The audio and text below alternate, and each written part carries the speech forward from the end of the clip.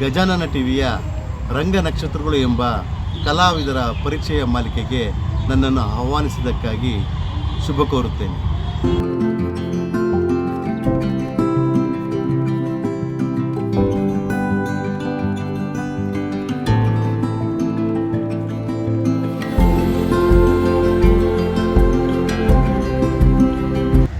ನನ್ನ ಹೆಸರು ದೇವರಾಜು ಆರ್ ಅಂತ. ನಾನು 1971 ಜೂನ್ ತಿಂಗಳ 1ನೇ ತಾರೀಕು ಬೆಂಗಳೂರಿನ ಕರಿಸಂದ್ರ ಎಂಬ ಗ್ರಾಮದಲ್ಲಿ ಜನಿಸಿದೆ. ನನ್ನ ತಂದೆ ರಾಮಯ್ಯ, ತಾಯಿ ಮುನಿಲಿಂಗಮ್ಮ. ಆನಂತರ ನನ್ನ ವಿದ್ಯಾಭ್ಯಾಸ ಯಡಿಯೂರು ಸರ್ಕಾರಿ ಶಾಲೆಯಲ್ಲಿ ನಡೆಯಿತು. ಆನಂತರ PUCಯನ್ನು ಬಸವನಗುಡಿಯ ಸರ್ಕಾರಿ ಕಾಲೇಜಿನಲ್ಲಿ ಮುಗಿಸಿದೆ. ಆನಂತರವಾಗಿ ಮೈಸೂರು ಯೂನಿವರ್ಸಿಟಿಯಲ್ಲಿ ನನ್ನ BA ಕೋರ್ಸನ್ನು ಮುಗಿಸಿದೆ. ಆನಂತರ ನಮ್ಮ ಈ ಒಂದು ರಂಗಭೂಮಿಗೆ ನನ್ನನ್ನು ಪಾದಾರ್ಪಣೆ ಮಾಡೋಕ್ಕೆ ಅನುಕೂಲ ಮಾಡಿಕೊಟ್ಟವರು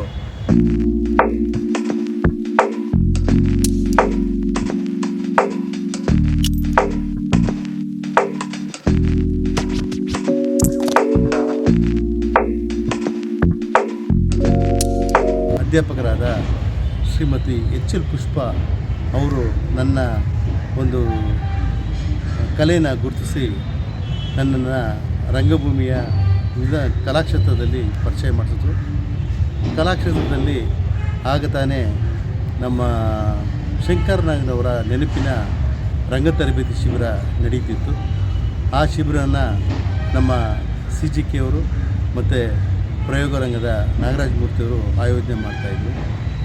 ಆ ರಂಗನಿರಂತರದಲ್ಲಿ ನಾನು ಮೊಟ್ಟ ಮೊದಲ ಬಾರಿಗೆ ರಾಜಬೇಟೆ ಎಂಬ ನಾಟಕದಲ್ಲಿ ಅಭಿನಯಿಸಿದೆ. ಆ ನಾಟಕದ ನಿರ್ದೇಶಕರು ಶ್ರೀಯುತ ಶ್ರೀನಿವಾಸ್ ಪ್ರಭುರವರು. ಆ ನಾಟಕ 112 ಜನ ಕಲಾವಿದರೊಂದಿಗೆ ನಾನು ರಂಗ ತರಬೇತಿಯಲ್ಲಿ ಪಾಲ್ಗೊಂಡು ಆ ನಾಟಕದಲ್ಲಿ ಅಭಿನಯಿಸಿದೆ.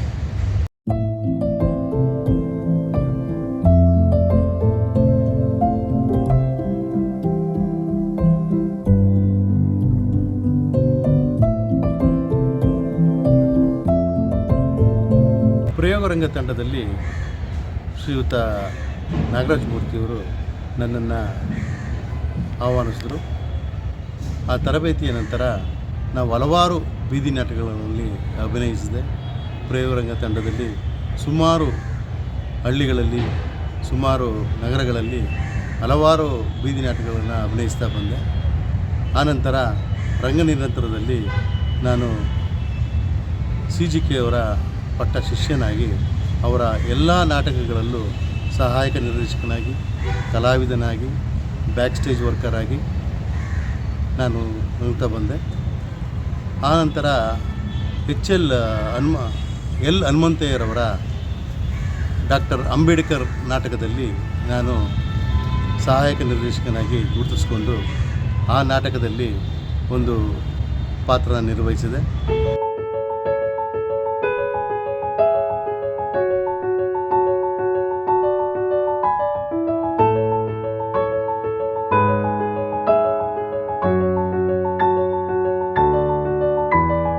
ನನ್ನ ನೆಚ್ಚಿನ ರಂಗಗುರುಗಳಾದ ಶ್ರೀಯುತ CGK ಅವರ ಒಡನಾಡಿಯಾಗಿ ಅವರ ಎಲ್ಲ ನಾಟಕಗಳಲ್ಲೂ ನಾನು ಅಭಿನಯಿಸ್ತಾ ಬಂದೆ.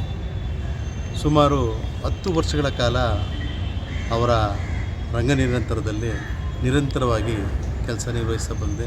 ಅದು ಬ್ಯಾಕ್ ಸ್ಟೇಜ್ ಆಗಿರ್ಬೋದು, ಅಥವಾ ಮೇಕಪ್ ಆಗಿರ್ಬೋದು, ಅಥವಾ ಸಹ ನಿರ್ದೇಶನ ಕೆಲಸ ಆಗಿರ್ಬೋದು. ಈ ರೀತಿ ಗುರುತಿಸ್ಕೊಂಡು ಬಂದೆ.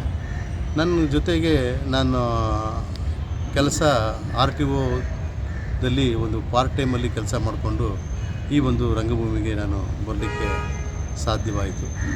ಈ RTOಲ್ಲಿ ಯಾವ ಕೆಲಸಗಳು ಮಾಡ್ಕೊಂಡು ಬರ್ತಾಯಿದ್ದೆ. ಹಾಗಾಗಿ ನನ್ನನ್ನು RTO ದೇವರಾಜ್ ಅಂತಲೇ ನಮ್ಮ ರಂಗಭೂಮಿಯಲ್ಲಿ ನನ್ನನ್ನು ಗುರುತಿಸಿದ್ರು. ಈ ರಂಗಭೂಮಿಲಿ ನೀವು ಯಾವ್ಯಾವ ನಾಟಕ ಮಾಡಿದ್ದೀರಿ, ಸಾಮಾಜಿಕ ಮಾಡಿದ್ದೀರಾ, ಪೌರಾಣಿಕ, ಯಾವ್ಯಾವ ನಾಟಕ ಮಾಡಿದ್ದೀರಿ ಅಂತ ಅದ್ರ ಬಗ್ಗೆ ಸ್ವಲ್ಪ ವಿವರಣೆ ಕೊಡಿ. ಮೊಟ್ಟ ಮೊದಲಿಗೆ ನಾನು ಕಾಲೇಜು ದಿನಗಳಲ್ಲೇ ಹಲವಾರು ನಾಟಕಗಳನ್ನ ನಾನು ನಿರ್ದೇಶನಕ್ಕೆ ಹೆಚ್ಚಿನ ಒತ್ತು ಕೊಡ್ತಾಯಿದ್ದೆ. ಆಗಿನ ನಮ್ಮ ಮಾಸ್ಟರ್ ಹಿರಣ್ಣಯ್ಯವರವರ ಪಶ್ಚಾತ್ತಾಪ ಆಗಿರ್ಬೋದು, ಮಕ್ಮಲ್ ಟೋಪಿ ಆಗಿರ್ಬೋದು, ಆಗ ಅವರ ನಾಟಕಗಳನ್ನು ನೋಡಿ ನಾನು ಈ ಒಂದು ನಾಟಕ ಭೂಮಿಗೆ ಬರಬೇಕು ಅಂತ ಅಂದ್ಕೊಂಡು ಹಲವಾರು ನಾಟಕಗಳನ್ನ ನಿರ್ದೇಶನ ಮಾಡಿದೆ. ಜೊತೆಗೆ ಆ್ಯಕ್ಟ್ ಮಾಡಿಕೊಂಡು ಮತ್ತು ಕಾಲೇಜು ರಂಗದಲ್ಲಿ ಎಲ್ಲ ಥರ ನಾಟಕಗಳನ್ನ ನಿರ್ದೇಶಿಸಿ ಮತ್ತು ನನ್ನ ಗೆಳೆಯರಿಗೂ ಒಂದು ರಂಗಭೂಮಿಯ ರುಚಿನ ತೋರಿಸ್ಕೊಂಡು ರಂಗಭೂಮಿಯಲ್ಲಿ ಏನೆಲ್ಲ ಸಾಧನೆ ಮಾಡ್ಬೋದು ಅನ್ನೋ ಒಂದು ವಿಷಯದ ಮೇಲೆ ನಾವು ರಂಗಭೂಮಿ ಕೆಲಸ ಮಾಡ್ತಾ ಬಂದೆ.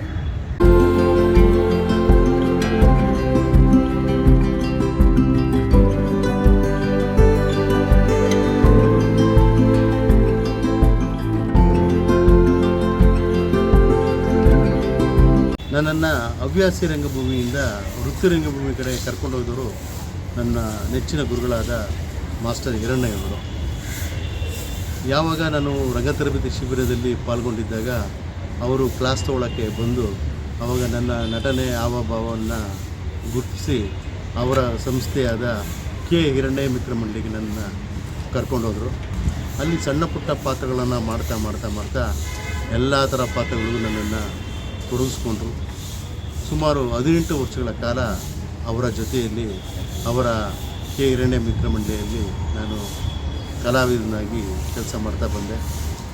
ಅದರ ಜೊತೆಗೆ ಹವ್ಯಾಸಿ ರಂಗಭೂಮಿಗೂ ನಾನು ಹೆಚ್ಚಿನ ಒತ್ತು ಕೊಟ್ಟು ದೇಶಪ್ರೇಮಿ ಸುರಪುರದ ನಾಯಕ ಅನ್ನೋ ಒಂದು ನಾಟಕನ ಕೆ ಎಂ ಮುನಿಕೃಷ್ಣಪ್ಪ ಅನ್ನೋರು ಅದನ್ನು ಬರೆದು ನಿರ್ದೇಶನ ನಮ್ಮ CGK ಅವರು ಹೊಣೆ ಹೊತ್ತಿದ್ರು.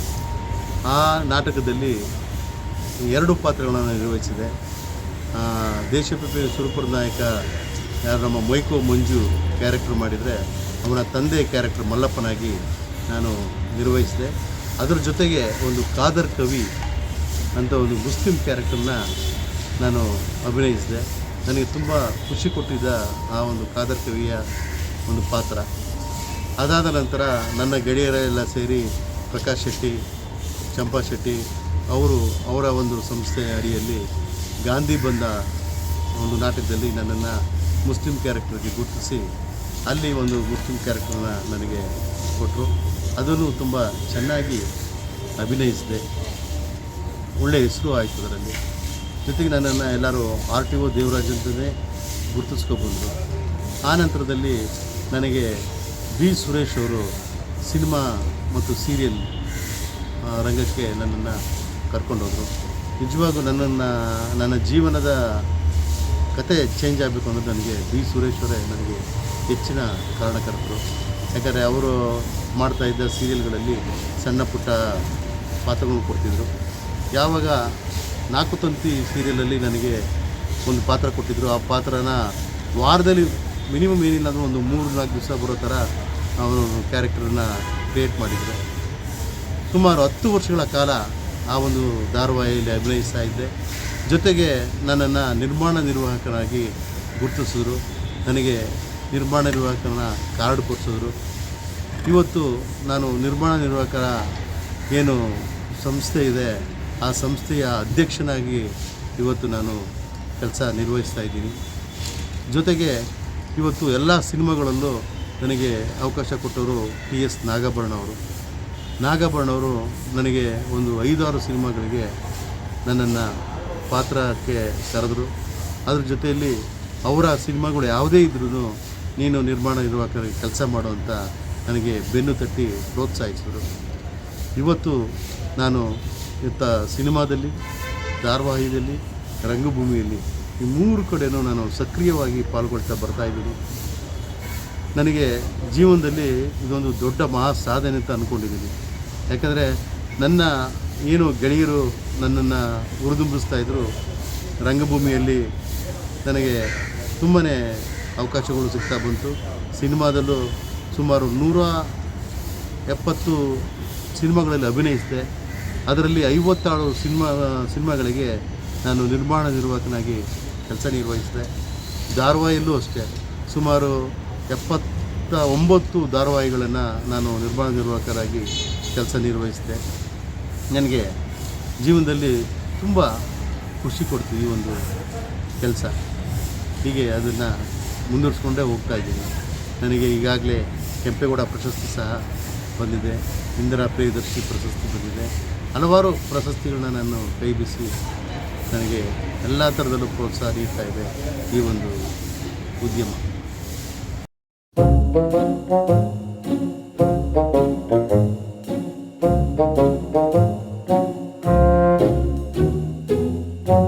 ಹೀಗೆ ಈ ಉದ್ಯಮದಲ್ಲಿ ಮುಂದುವರ್ತಾ ಬರ್ತಾ ಇದ್ದೀನಿ. ಹಾಗಾಗಿ ನಾನು 2001ರಲ್ಲಿ SLN ಸ್ವಾಮಿ ಅವರ ಪರಿಚಯ ಆಗಿ ಹಲವಾರು ಬೀದಿ ನಾಟಕಗಳನ್ನು ಅವ್ರ ಜೊತೆಯಲ್ಲಿ ಮಾಡಿದೆ. ಕ್ರಿಯಾರಂಗ ಅಂತ ಒಂದು ತಂಡ ಹುಟ್ಟಾಕಿದ್ರು. ಅದಾದ ನಂತರ ವಿಧಾತ ಕಲಾವಿದರು ಅನ್ನೋ ಒಂದು ಸಂಸ್ಥೆಗೆ ನಾನು ಪ್ರಧಾನ ಕಾರ್ಯದರ್ಶಿಯಾದೆ. ಆ ಸಂಸ್ಥೆಯಿಂದ ಒಂದು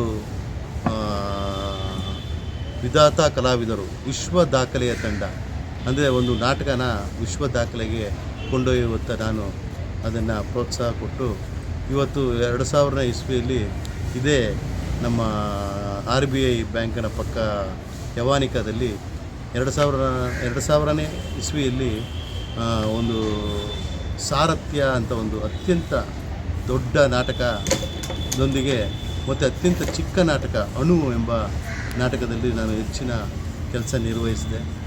ಇವತ್ತು ಅದು ವಿಶ್ವ ದಾಖಲೆಯ ಒಂದು ಪಾತ್ರಕ್ಕೆ ನನ್ನನ್ನು ಅನುವು ಮಾಡಿಕೊಡ್ತು.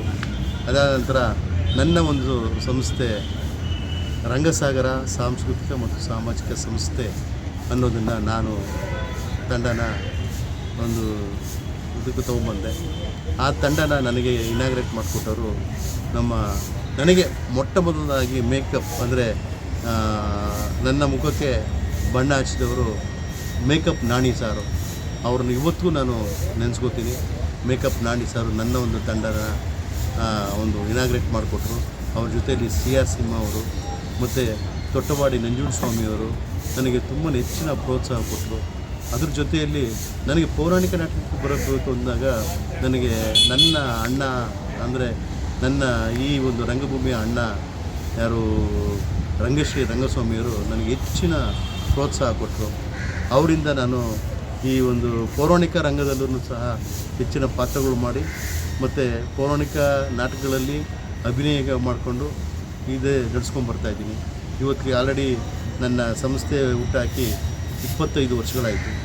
25 ವರ್ಷಗಳಿಂದ ಹಲವಾರು ಕಲಾವಿದರುಗಳನ್ನ ಗುರುತಿಸಿ ಅವ್ರಿಗೂ ಪಾತ್ರಗಳು ಕೊಟ್ಕೊಂಡು ಮತ್ತು ಹಾಗೆ ಸಿನಿಮಾದಲ್ಲೂ ಅವರಿಗೆ ಒಂದು ಅವಕಾಶಗಳು ಕೊಟ್ಕೊಂಡು, ಜೊತೆಗೆ ನನಗೆ ಈ ಸೀರಿಯಲ್ಗಳಲ್ಲಿ ನಾನು ಏನು ಪ್ರೊಡಕ್ಷನ್ ಮ್ಯಾನೇಜರ್ ನಿರ್ಮಾಣ ನಿರ್ವಾಹಕ ಆಗಿದ್ದೀನಿ, ಅಲ್ಲೂ ಸಹ ಹಲವಾರು ಕಲಾವಿದರಿಗೆ ಹಲವಾರು ನನ್ನ ಸ್ನೇಹಿತರಿಗೆ ಕೆಲಸನ ಕೊಡಿಸಿ ಅಲ್ಲಿ ಅವ್ರಿಗನ್ನ ಗುರುತಿಸೋ ಥರ ಮಾಡಿ ಮತ್ತು ನನಗೆ ತಾಯಿ ಬೇರಾದ ಈ ಒಂದು ರಂಗಭೂಮಿನೇ ನನಗೆ ಇವತ್ತಿಗೂ ನನಗೆ ಸಾಥ್ ಕೊಡ್ತಾ ಇರೋದು.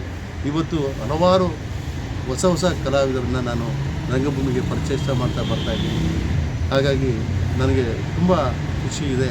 ಈ ಒಂದು ರಂಗಭೂಮಿ ನಾನಿರೋವರೆಗೂ ಈ ಒಂದು ರಂಗಭೂಮಿಯಲ್ಲಿ ಅನೇಕ ಕಲಾವಿದರು ಬೆಳಿಬೇಕು, ಅನೇಕ ಕಲಾವಿದರು ಇದರಲ್ಲಿ ನಂತರ ಹೆಚ್ಚೆಚ್ಚು ಕೆಲಸ ಮಾಡಬೇಕು ಅಂತ ಕೇಳಿಕೊಂಡು ನನ್ನ 2 ಮಾತನ್ನು ಮುಗಿಸ್ತೀನಿ.